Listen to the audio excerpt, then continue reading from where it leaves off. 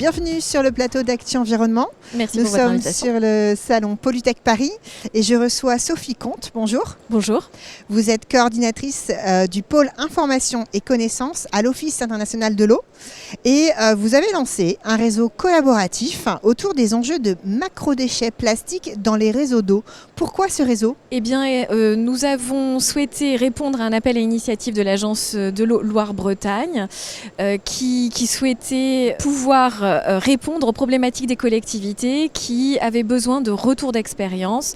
Et dans un premier temps, nous avons répondu à cet appel à initiative, déposé un projet qui a été retenu. Le réseau Regard est donc né.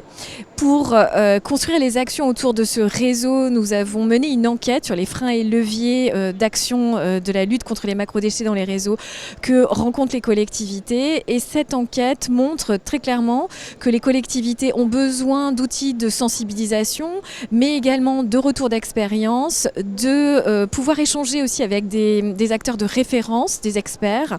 Et également, elles ont besoin de formation sur le sujet.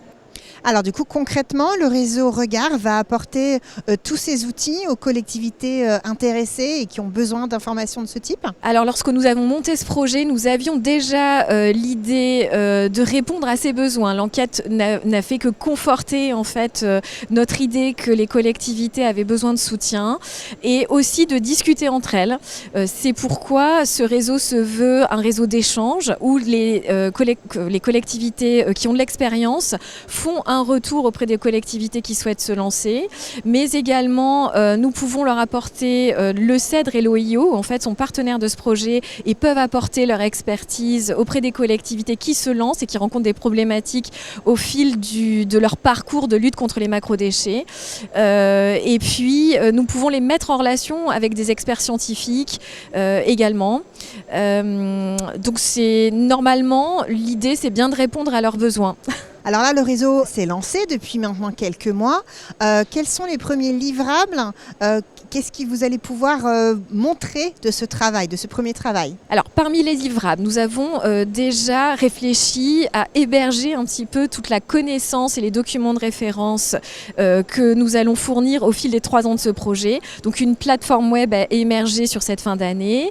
Toutes les collectivités peuvent y retrouver et se nourrir de documentation. Et nous avons déjà construit des fiches projets de certaines collectivités déjà très expérimentées et qui nous accompagnent dans ce réseau. Nous avons également lancé une newsletter trimestrielle pour tenir informé de l'avancée des actions du réseau. Une newsletter qui se veut également l'écho de certaines initiatives des collectivités, bien sûr. Et puis en fin d'année, il y aura une lettre technique qui sera également disponible, un rapport sur l'état de l'art, un petit peu de ce qui peut se faire en termes d'action sur la lutte contre les macrodéchets dans les réseaux. Également un rapport méthodologique aussi pour caractériser ces déchets, puisque les collectivités se retrouvent face à une problématique une fois qu'on a collecté ces déchets au travers de dispositifs tels que parfois des filets, des paniers.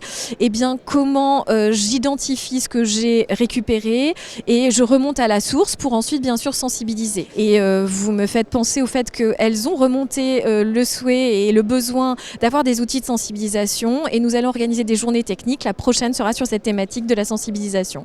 Le réseau aujourd'hui, vous m'avez dit qu'il répondait à un appel d'offres de Loire-Bretagne. Est-ce qu'il est réservé à ce bassin ou est-ce que déjà il est ouvert à d'autres ou il a peut-être vocation à devenir national un jour ? Alors c'est un appel à initiative de l'Agence de l'eau Loire-Bretagne auquel nous avons répondu. C'est elle qui nous finance actuellement sur des actions en effet centrées durant 3 ans sur ce bassin.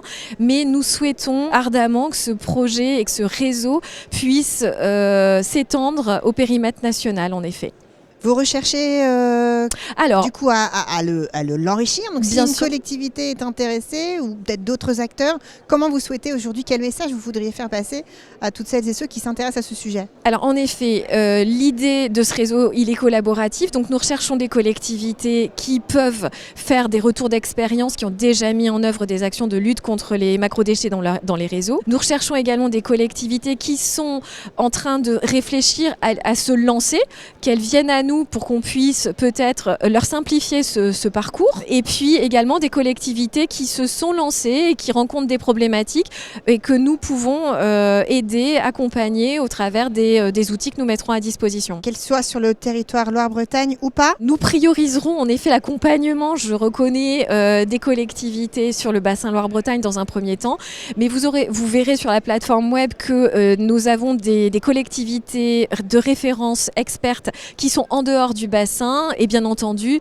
ces collectivités-là, elles seront accompagnées d'une autre façon via ces retours et cet enrichissement du réseau Regard. Et du coup là vous avez à peu près 3 ans devant vous, c'est ça, pour développer ce sujet-là? Oui, 2 ans maintenant, voilà. 2 ans. Très bien. Mais écoutez, merci beaucoup. On espère Merci que à vous. beaucoup de collectivités vous rejoindront, En effet, soit pour aller chercher de l'info, soit pour contribuer au retour d'expérience. j'espère également. Merci à vous. Merci. À bientôt. À bientôt.